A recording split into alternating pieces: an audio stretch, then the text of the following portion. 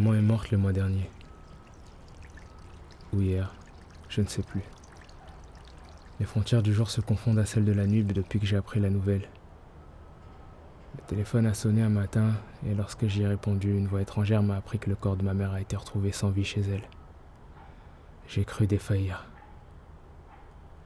On avait parlé la veille, ma mère et moi. Elle allait bien pourtant. Je n'arrive pas à comprendre. Jusqu'alors, la mort m'a toujours semblé être un phénomène qui n'arrive qu'aux autres.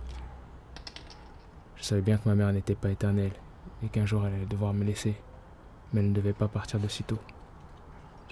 Elle était ma seule famille. Je n'arrive pas à concevoir que je suis désormais seul au monde.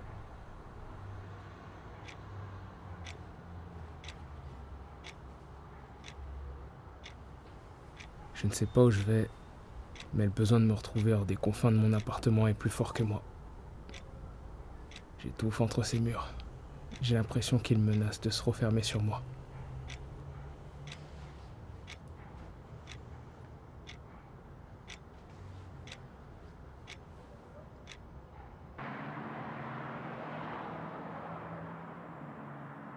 Je suis hanté par mes souvenirs. Elle me manque tant. J'entends parfois sa voix dans le vent et je vois son visage dans mon reflet lorsque je me regarde dans le miroir. Je sais qu'elle aura voulu que j'arrête de fuir la douleur que je ressens, mais je ne peux pas.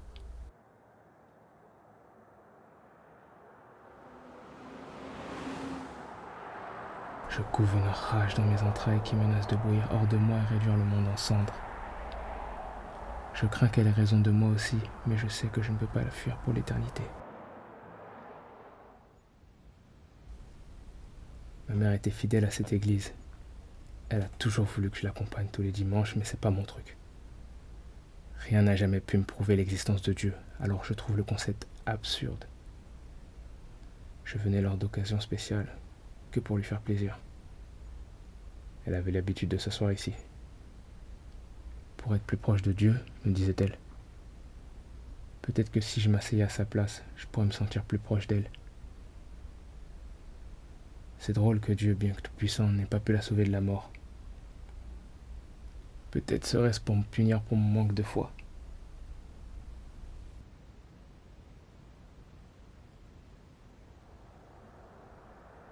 J'ai envie de courir, de hurler, de pleurer et de supplier pour qu'on rende ma mère. Mais je ne peux pas. C'est ce que font les enfants. Et je ne suis plus un enfant. Je suis un homme.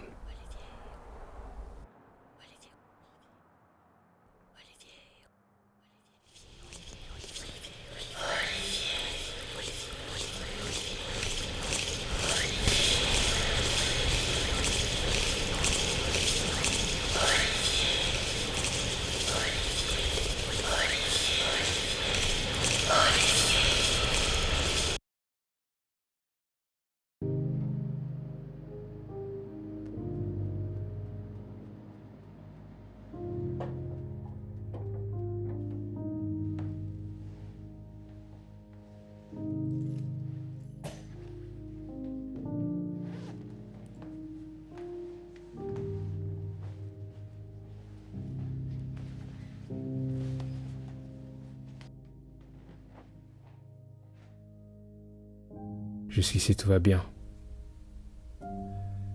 Jusqu'ici tout va bien. Jusqu'ici tout va bien.